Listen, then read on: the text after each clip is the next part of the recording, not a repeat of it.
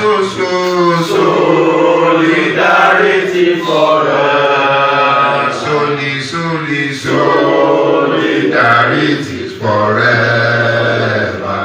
We shall always fight for our right. Victory. There is victory for all. Victory. There is victory for all. In the struggle for Nigeria, there is victory for all. Marching forward, forward ever, backward never. In the struggle for our people, there is victory. Isoweto, revolution. Now. Yeah, thank you. Let's have our surprise. So, without wasting any time again, so we are going straight into it, and I believe that we all know why we are here. Even though I believe that most of us here are not hungry, but the majority of the people are hungry. So, hence these press briefing and actions to come next week. So, going straight into it, I mean, we have all our family members here. We have JAB here, we have our TIB, we have our PRP, and we have our AAC, and I think P1 too, and SWFL. So, we're going straight into the press briefing now, and I'll hand over to Comrade Juwon. Thank you. Yeah, thanks a lot, Comrade. Without wasting much of our time, ladies and gentlemen of the West, let me start by welcoming every one of us. This is a press conference addressed by a collective of civil society organizations, socialist groups, and radical political organizations and parties. Today, Thursday, 6 June 2024, at the International Press Center for Lagos, on the state of the nation, most especially the disastrous record of President Tinubu's government after 1 year in office, and his plans to launch our plans to launch the national resistance against the condition of hardship, hunger that has been inflicted on the Nigerian people. We're going to be launching this press conference is to launch a nationwide mass protest dated for June 12, 2024. That is on Wednesday. President Tinubu's capitalist neoliberal and anti-poor economic policies have plunged Nigeria into greater condition of hardship and hunger. And for this to say enough is enough. We enjoin our people to come out en masse on Thursday, June 12, 2024, where we're going to be starting a nationwide resistance and a demonstration that will only end when victory is achieved. We welcome you all to this important press briefing at a very crucial period in the life of our nation. We are here as representatives of millions of Nigerian workers, youths, students, farmers, traders, artisans, and poor masses whose lives have been changed for the worse over the past 1 year due to the neoliberal and anti-poor capitalist policies being imposed by President Tinubu and his economic team of IMF, World Bank, yes men and yes women. You will agree with us that since President Bola Tinubu got into power about a year ago, his economic policies have not resolved any of the crises facing Nigeria. Instead, they have multiplied the crisis facing this country 1,000-fold, thereby plunging millions of Nigerian workers, youths, students, farmers, traders, artisans, and the poor masses into a new level of mass misery, hardship, and excruciating hunger. Actually, when President Tinubu promised to build on former President Buhari's legacy, little did many know that what he meant was that whereas Buhari showed us Shege, he, President Tinubu, was resolved to show us Shege Banza.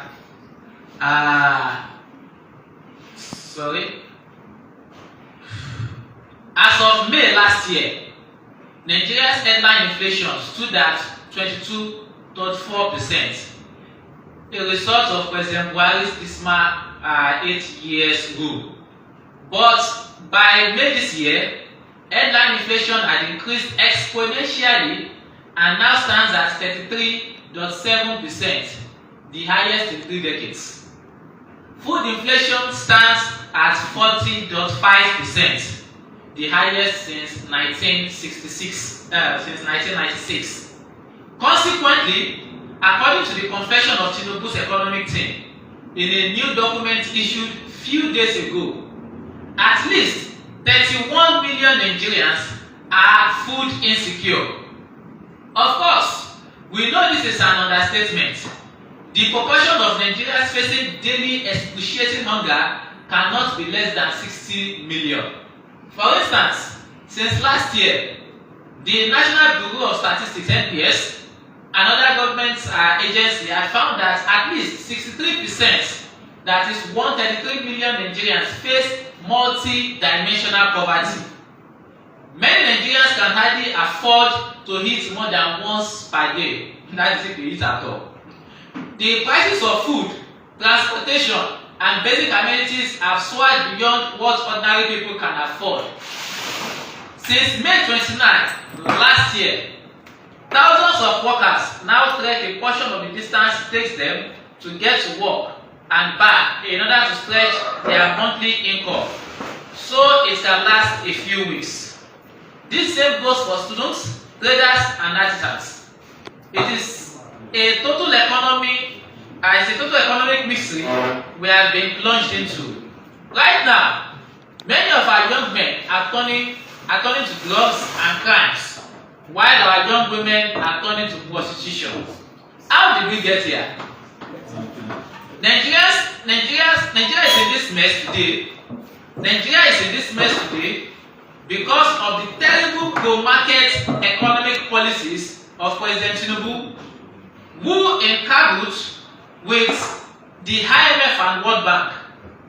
By removing fuel subsidy and raising fuel price, and by devaluing the naira, President Tinubu plunged Nigeria's economy, which was still struggling from the mismanagement under Buhari's 8 years of his rule, into an unprecedented crisis from which it may take years to recover.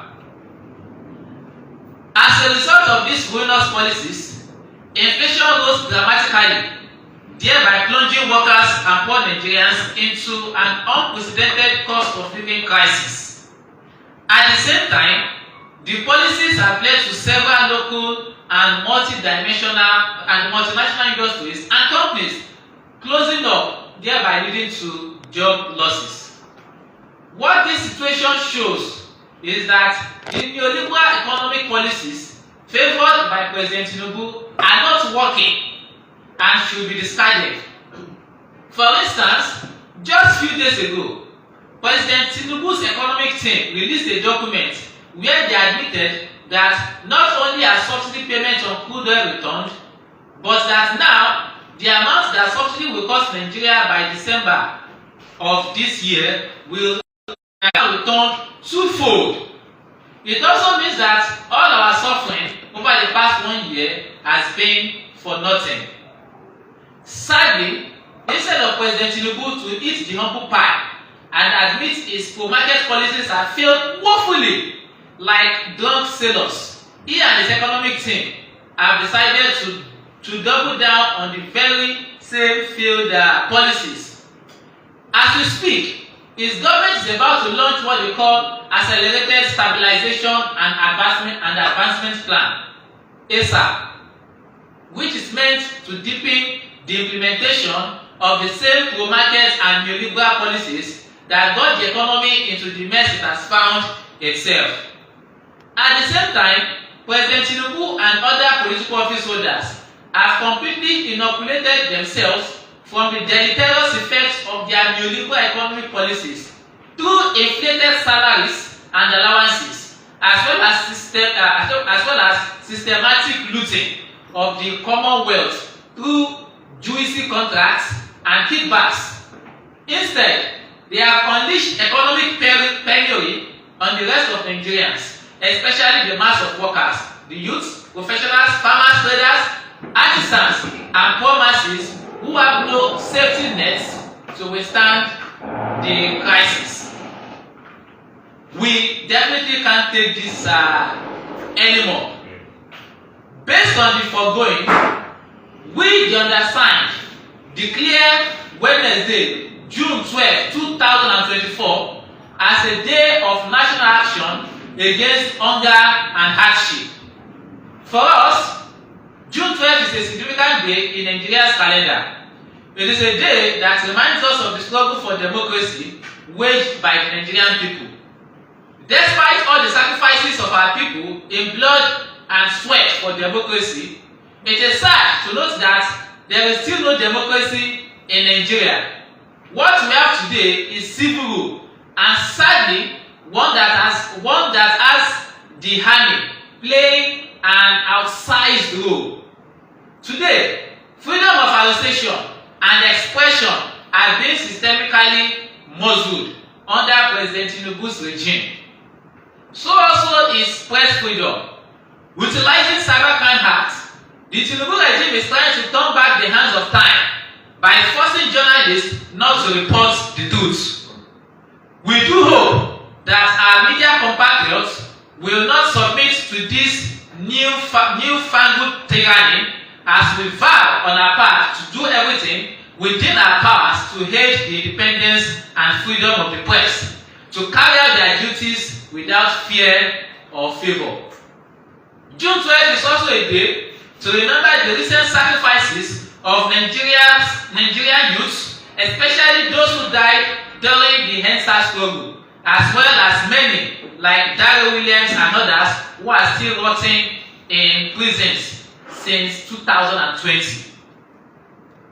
We therefore are calling on Nigerian workers, youth, students, and poor masses to troop out en masse on this day as we begin nationwide peaceful mass protests and demonstrations. The protests will take place across the length and breadth of the country. In Lagos, the takeoff point is Ikeja Underbridge by 8 a.m. Takeoff points in other states will be announced in due course. We urge all those who are hungry and hungry like us to join the protest. As our history shows, it is only by struggle that the working class, the youth, and the oppressed masses can defend their interests. Prayers alone will not do it. Agonizing alone is not enough. This is the time to come out and take a stand. Are there alternatives? President Tinubu claims he is reforming Nigeria's economy, but by definition, a reform is supposed to make a situation better and not worse. If after 1 year, a set of economic policies have made the situation worse than they were before, is it not time to change it? More so, all of the neoliberal and pro-market economic policies being implemented by President Tinubu are simply versions of the same pro-market programs that 1986, with the introduction of the structural adjustment program. They each come under the banner of reform, implement the same pro-market economic poison while expecting positive changes. Instead of the positive changes they claim, what we always see is further destruction of the economy and impoverishment of millions of Nigerian people. This cycle has happened for too long, and it is time for a change in direction. We believe that it is now time for Nigeria to try out alternative pro-people economic policies aimed at ensuring that Nigeria's vast wealth is truly owned by its people and utilized for the benefit of all. What we need to begin to transform Nigeria is to take the commanding height of our economy under democratic workers' control and management. This will ensure that the huge wealth of our country, which is currently in the hands of less than 1% of the population, is made available to provide free and functional public education, free and functional public health care, national mass housing scheme, rebuilding of all public infrastructures, payment of living wage, creation of decent jobs, and provision of a decent life for all. In short, we need a system change, one that ensures the greatest good for the greatest number. This is the new Nigeria that we want, and not the renewed hopelessness and mass misery the Tinubu regime has plunged all of us. So our demands: we demand end to the ongoing hardship, we demand end to FII, and on this note, we are also asking, in addition to the end to FII, we are insisting that the government should provide study grants and not loans. We demand an end to insecurity, police brutality, and kidnapping, no to illegal demolition and the forced evictions. We demand the reversal of the fuel price and electricity tariff hikes now. An increase in the national minimum wage to reflect the rate of inflation. This is the reason we wholeheartedly support labor's demand, and the strike action is undertook on Monday, and the strike action is to be undertook if the government fails to yield to the demands of the workers. We also demand 50% slash in the salaries and allowances of political office holders to free resources for development. For a comprehensive social protection program for informal workers, free health care for vulnerable groups, the elderly over 65 years, children under the age of 7, and pregnant women, as well as contributory pensions for informal workers. We demand end to attacks on press freedom, and also demand the release of all detained journalists and bloggers. We demand the release of all political detainees and recall of all victimized activists, specifically the students who are currently being victimized at the University of Ibadan for protesting fee increments. We also demand that all NSAS detainees that have been kept in prison since 2020 be freed with immediate effect. We thank you all for listening.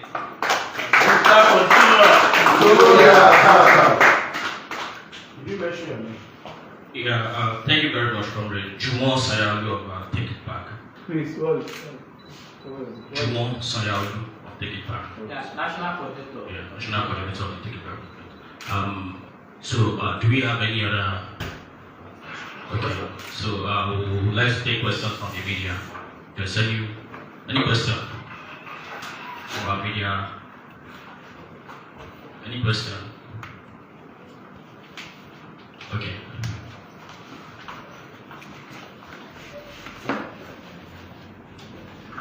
Yeah, good morning. My name is Opa Adeli from Rise News TV. You mentioned your plans, to embark on this protest, but you have not been clear enough. What you said you are going to announce your take-up point later. Is it a nationwide protest? Are you announcing take-up point for each state? How popular or how when you want to organize a mass action like this, you need a large number of people. Do you have that capacity to mobilize that much? Thank you. Thank you. Any other question? Okay. We take that.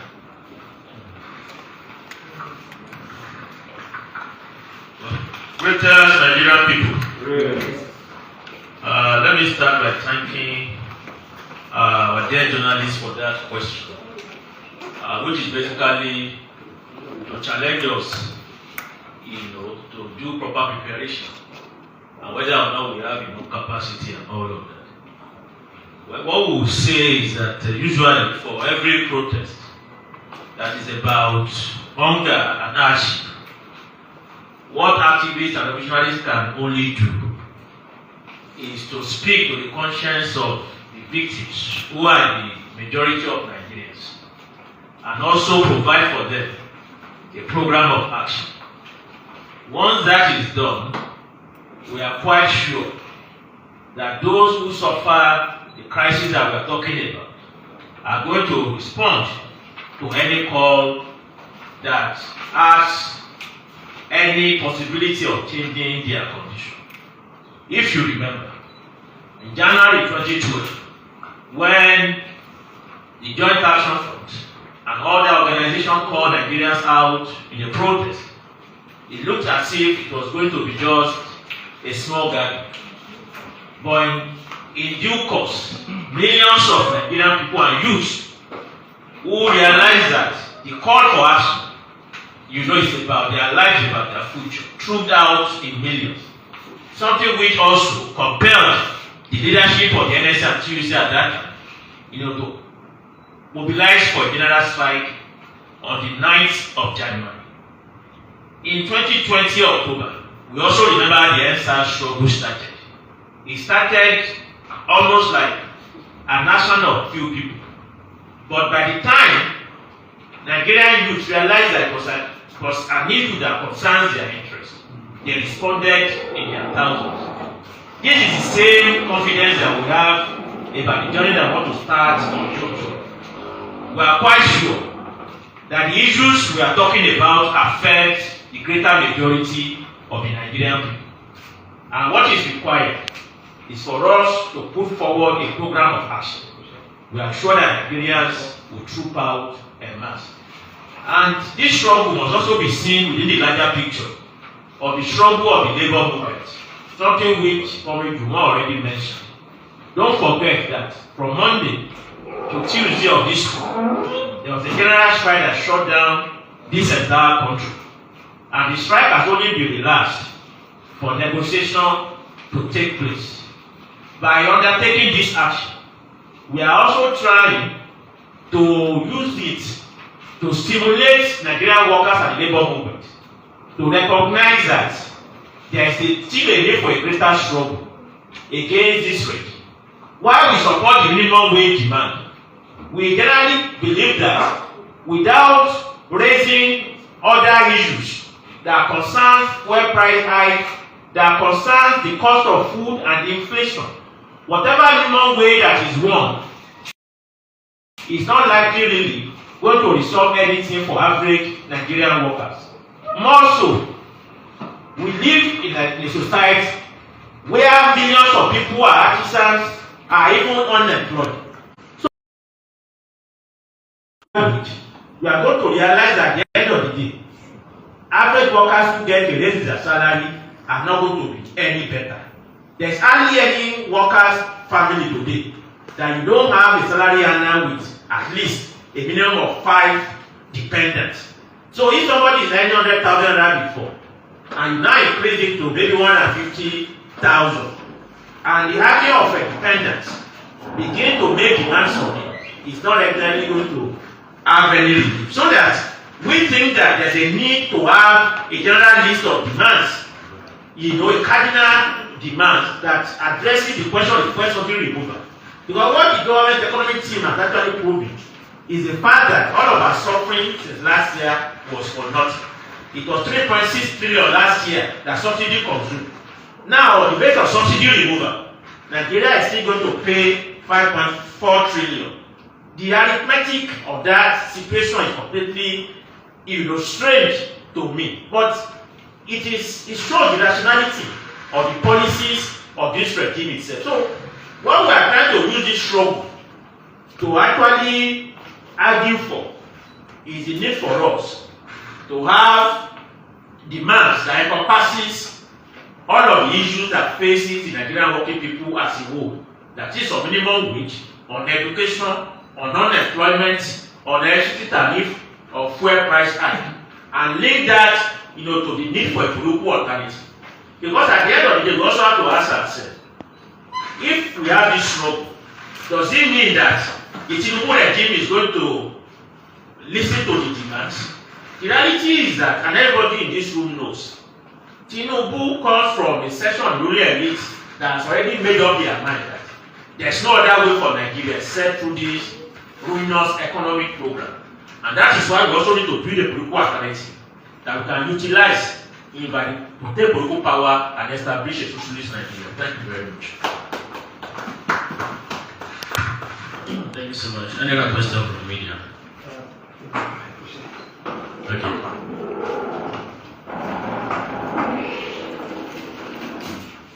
Thank you so much for that brilliant submission. So, my name is Matthew Buswad and I work as a reporter for Voice of the People TV.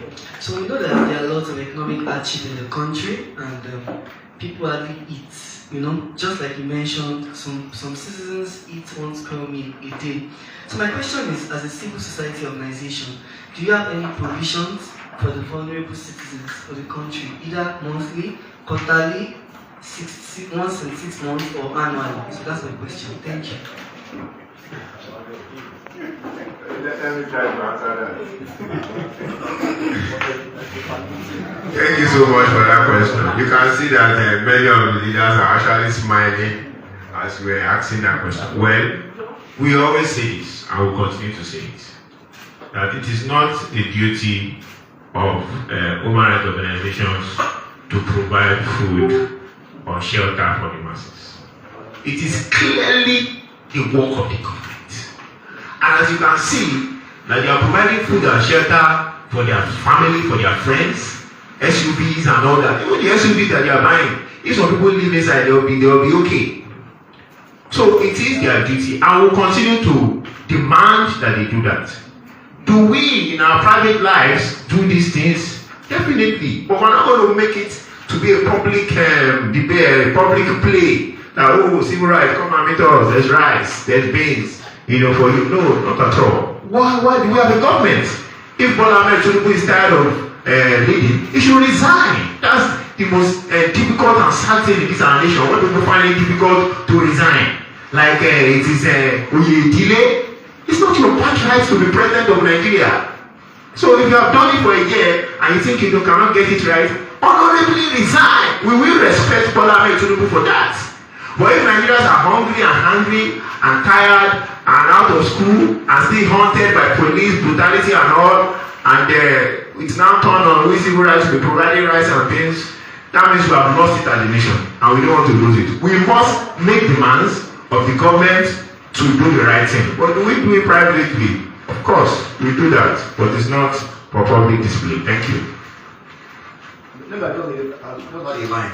Because what we are doing here is to make it necessary for civil society to have to provide for the function of the government.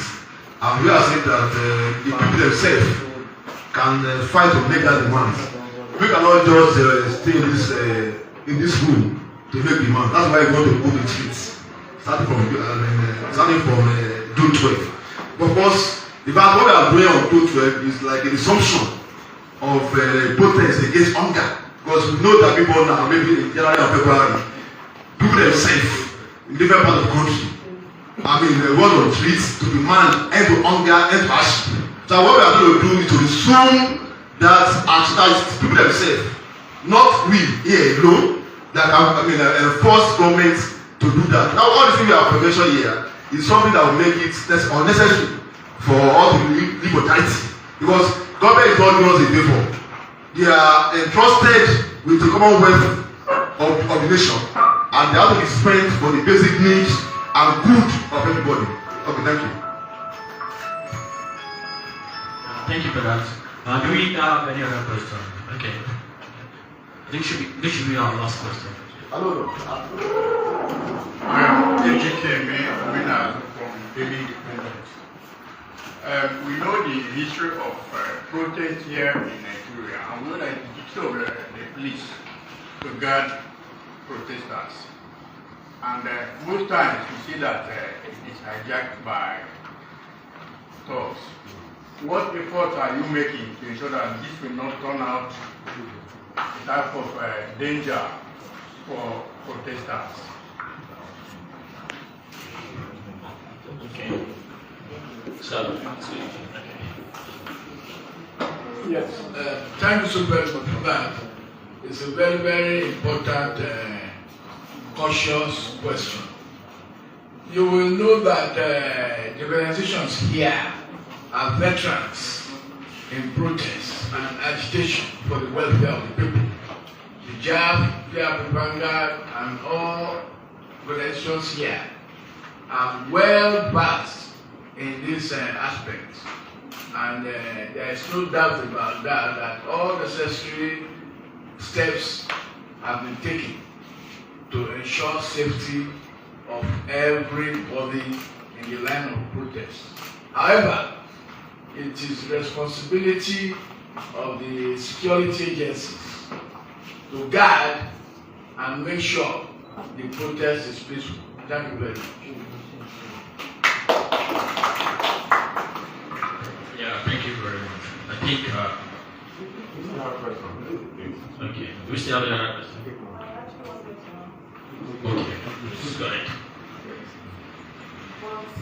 Not totally in relation to the cause of which we are here today.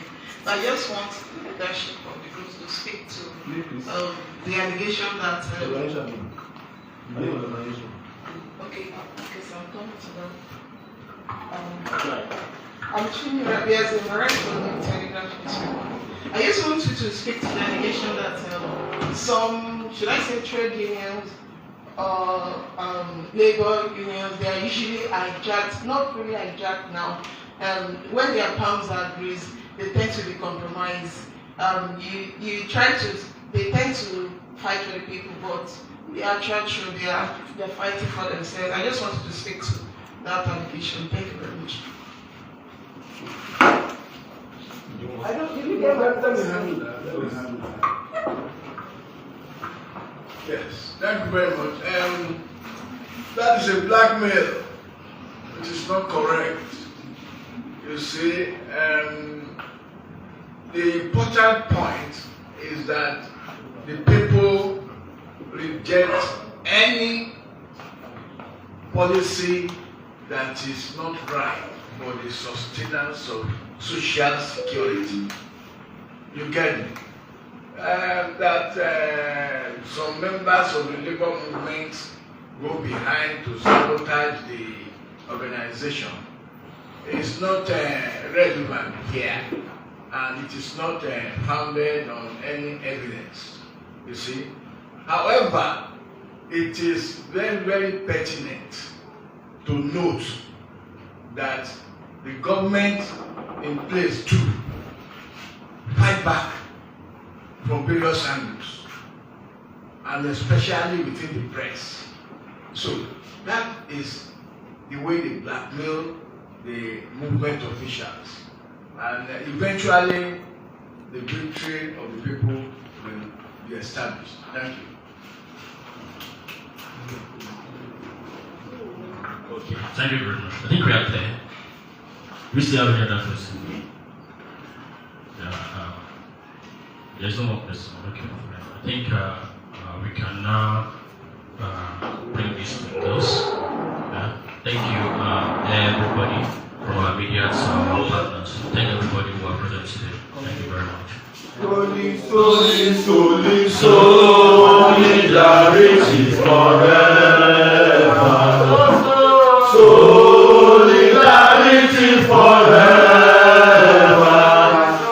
Solidarity forever. We shall always fight for our solidarity forever.